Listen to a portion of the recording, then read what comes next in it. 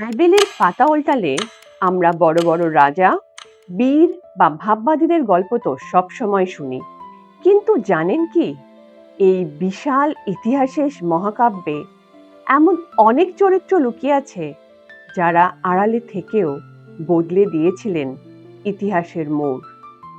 কিন্তু অনেক সময় আমরা পাঠক হিসাবে সেই সব গুরুত্বপূর্ণ নামগুলোই এড়িয়ে যাই। আমাদের আজকের এই বিশেষ নিবেদন সেই উপেক্ষিত চরিত্রদের নিয়ে, যাদের অবদান কোনো অংশেই কম নয়। আজকের পর্বে আমরা আলোক ফেলব বাইবেলের এমনই এক অসামান্য অথচ স্বল্পালোচিত চরিত্রের উপর। চলুন আজ নতুন করে চেনা যাক সেই অজানা ইতিহাসকে। অব্রাহামের তৃতীয় পত্নী, রচনা হিরদ মল্লিক, কণ্ঠে প্রদীপ বারুই এবং অরুণা মণ্ডল।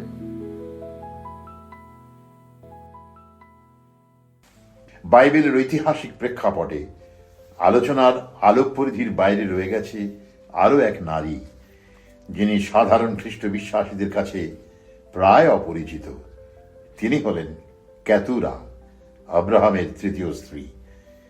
বাইবেল তার জাতি বা সাংস্কৃতিক উৎস নিয়ে নীরব থাকলেও তিনি যে হাগারের মতোই আব্রাহামের আরেকজন উপপত্নী ছিলেন সে বিষয়ে গবেষক ভাষ্যকারেরা নিশ্চিত।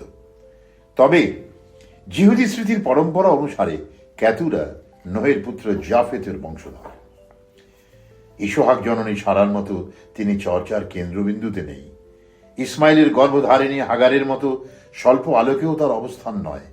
অথচ আব্রাহামকে দেওয়া ঈশ্বরের বহু জাতির পিতৃত্ব আশীর্বাদ বাস্তবায়নে তার ভূমিকাটি অত্যন্ত গুরুত্বপূর্ণ। আব্রাহামের মোট ৮ পুত্রের মধ্যে ৬ পুত্রের মা তো তিনি। ৬টি বিশিষ্ট বংশের উৎস মুখে অবস্থিতা এই জননী। কেতুরার উপাখ্যান ঈশ্বরের পরিকল্পনার দুর্জ্ঞেয়তা, অভাবনীয়তা এবং বিচিত্র বহুমুখী গতির এক উজ্জ্বল দৃষ্টান্ত। হাগারের পাশাপাশি কেতুরার কথা না জানা থাকলে ঈশ্বরের পরিকল্পনার ব্যাপ্তি, তার গভীরতা ও বৈচিত্র্য সম্পর্কে আমাদের ধারণা সত্যিই অসম্পূর্ণ থেকে যাবে। বাইবেলের সন্ধানশীল পাঠক মুগ্ধ বিস্ময়ে লক্ষ্য করেন শুধুমাত্র ইসহাক পুত্র যাকবের ১২ বংশধারার নয়, পাশাপাশি ইসমাইলের ১২ পুত্রের ১২টি বংশ এবং কেতুরার ৬ পুত্রের ৬টি বিশিষ্ট বংশধারার মধ্যে দিয়ে আব্রাহামের প্রতি ঈশ্বরের প্রতিজ্ঞা পূরণের আশ্চর্য বিচিত্র ধারা সমান্তরালভাবেই প্রবাহিত হয়ে চলেছে। সারার মৃত্যুর ৩ বছর পরে যখন আব্রাহামের জীবনে কেতুরা স্ত্রী হয়ে আসেন, তখন আব্রাহামের বয়স প্রায় ১৪০ বছর। এটি প্রমাণ করে ঈশ্বরের পরিকল্পনা মানুষের ভাবনা ও কল্পনার অতীত। জীববিজ্ঞান তার তল পায় না।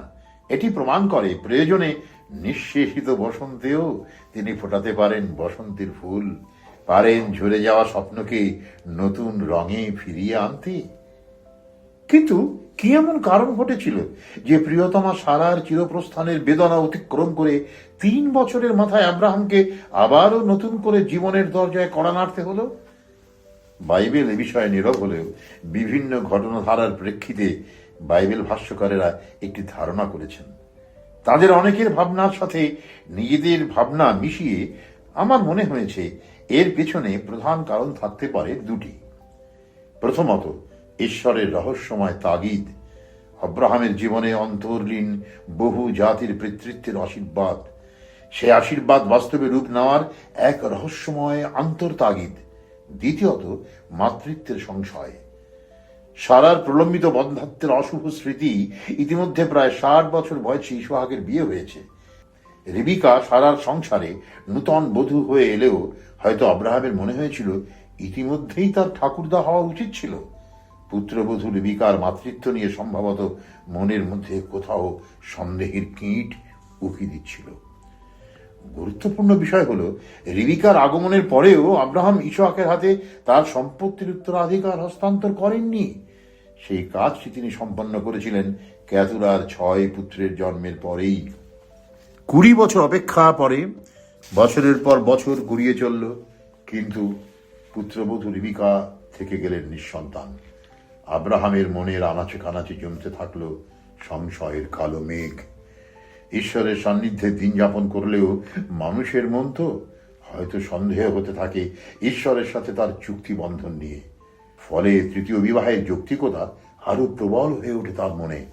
তার সব সংসার অবসান ঘটে বিয়ের প্রায় 20 বছর পর, যখন 60 বছর বয়সে ইসহাক যমজ পুত্র এসৌ ও জাকবের জনক হন। এই ঘটনায় নিজের উপর ক্ষুব্ধ অনুতপ্ত আব্রাহাম বুঝতে পারেন এবারেও তিনি ভুল, এবারেও তিনি ধৈর্যহারা এবং ঈশ্বরের উপর আস্থা স্থাপনে ব্যর্থ। ইসহাকই যে তার প্রতিশ্রুতির সন্তান সে বিষয়ে পুনরায় তিনি নিশ্চিত হন, আর তারপরেই নিশ্চিত মনে উত্তরাধিকার তুলে দেন ইসহাকের হাতে। 3 ভিন্ন জাতীয় সংস্কৃতি থেকে উদ্ভূত 3 স্ত্রীর গর্ভজাত আব্রাহামের মোট পুত্র সন্তান 8 জন। তাদের ভিন্ন ভিন্ন জীবন ঠিকানা, পৃথক পৃথক গতিপথ এবং বিচিত্রমুখী বংশধারা। সব পুত্রের স্নেহময় পিতা হলেও ইসহাক আব্রাহামের কাছে কিন্তু স্বতন্ত্র। ইসহাক যে তার ঈশ্বর প্রতিশ্রুত সন্তান এবং তার মাধ্যমে ঈশ্বরের সাথে তিনি নিয়ম চুক্তিতে আবদ্ধ, সে কথা ধ্রুব তারার মতো সতত তার মনে জেগেছিল। অন্য 7 পুত্রের পিতৃহৃদয়ের খাদহীন স্নেহ ভালোবাসার আর্দ্র ছায়া প্রসারিত থাকলেও ইসহাকের আশপাশে তাদের কাউকে রাখার ঝুঁকি নেননি আব্রাহাম। ইসমাইলকে তো বহু আগেই তার মায়ের সাথে দূরে বেরশেবার মরুক প্রান্তরে পাঠিয়ে দিয়েছিলেন। কেতুরার 6 ছেলে জিমরান, জোকসান, মেদান, মিডিয়ান, ইশাক এবং শুহকে পাঠিয়ে দিয়েছিলেন দেশের পূর্বাঞ্চলে। তাদের দিয়েছিলেন জীবন শুরুর উপযুক্ত রসদ। পরবর্তীকালে তাদের বংশধরেরা বসতি স্থাপন করে ইসরায়েলের দক্ষিণ পূর্ব সীমার বাইরে। তারা বিভিন্ন আরব জাতিদের অন্যতম হিসেবে চিহ্নিত হয় এবং মশলা ও স্বর্ণদ্রব্যের আন্তর্জাতিক কারবারি হিসেবে জগৎজোড়া নাম করে।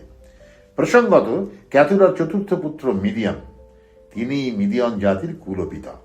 মিশর থেকে পালিয়ে এই মিদিয়ান দেশে আশ্রয় নিয়েছিলেন মসি। মসির শ্বশুর ছিলেন মিদিয়নীয় পুরোহিত। জাতি গঠনে, বিস্তারে, মিশ্রণে ঈশ্বরের তৈরি এই বিচিত্র স্বর্ণময় মানচিত্র আমাদের মনকে ধাঁধা লাগিয়ে দেয়। সাধারণ বিশ্বাসী আমরা ইসহাক জাকবের বংশবৃক্ষের মতোই আমরা ঈশ্বরের পরিকল্পনার বাস্তবায়ন অন্বেষণ করি। সেটাই আমাদের উত্তরাধিকার সূত্রে পাওয়া ঝোঁক বা প্রবণতা। কিন্তু সময় এগিয়ে চলেছে, আর তার সাথে তাল রেখে ঈশ্বরের স্বরূপ হচ্ছে ক্রমশ একটু একটু করে উন্মোচিত। বাইবেলের অসংখ্য ঘটনা ও চরিত্র অল্প চেনা অচেনা হলেও গুরুত্ব কম নয়। চেনা দৃষ্টিকোণের পাশাপাশি অচেনা দৃষ্টিকোণ থেকেও তাদের সবাইকে দেখা ও বোঝার চেষ্টা না করলে তা হবে অন্ধের হস্তি দর্শনেরই সামিল। সমগ্র দর্শন নয়, গোটা বিষয়টিকে আমরা বুঝতেই পারবো না।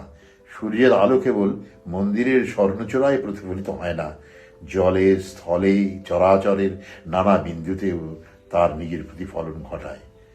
আমাদের তলিয়ে ভাবতে হবে, কেন ঈশ্বরের আশীর্বাদ কেবল প্রতিশ্রুত ব্যক্তি ও তার বংশধরের জন্যই সংরক্ষিত নয়?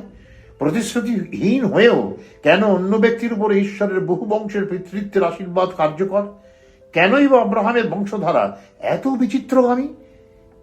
ক্রমশ ম্লান থেকে ম্লানতর হয়ে গেলেও পৃথিবীতে ব্যাপ্ত ক্রমবর্ধমান এই আব্রাহাম জাতদের মধ্যে অন্তর্লীন রক্তবন্ধন ভবিষ্যতে কোনো কথা বলে উঠবে কিনা তা উত্তর দেবে শুধুমাত্র ভবিষ্যতই। আজকের এই চরিত্র গল্পটি আপনাদের কেমন লাগলো? হয়তো বাইবেল পড়ার সময় আপনিও আগে কখনো সেভাবে লক্ষ্য করেননি। এমন আরো অনেক চরিত্র, তাদের অজানা লড়াইয়ের গল্প নিয়ে আমরা ফিরবো আগামী পর্বগুলোতে। আমাদের এই উদ্যোগ যদি আপনার ভালো লাগে, অবশ্যই তবে সাবস্ক্রাইব করুন আর বন্ধুদের সাথে শেয়ার করুন। আপনাদের মতামত আমাদের কমেন্ট করে জানান। হয়তো আপনাদের পছন্দের কোনো চরিত্র নিয়েই আমরা এগিয়ে আসবো পরের আলোচনাতে। সবাই খুব ভালো থাকুন, সুস্থ থাকুন। দেখা হচ্ছে পরের পর্বে। শুনতে থাকুন সময় কথা বলে। বিদায়।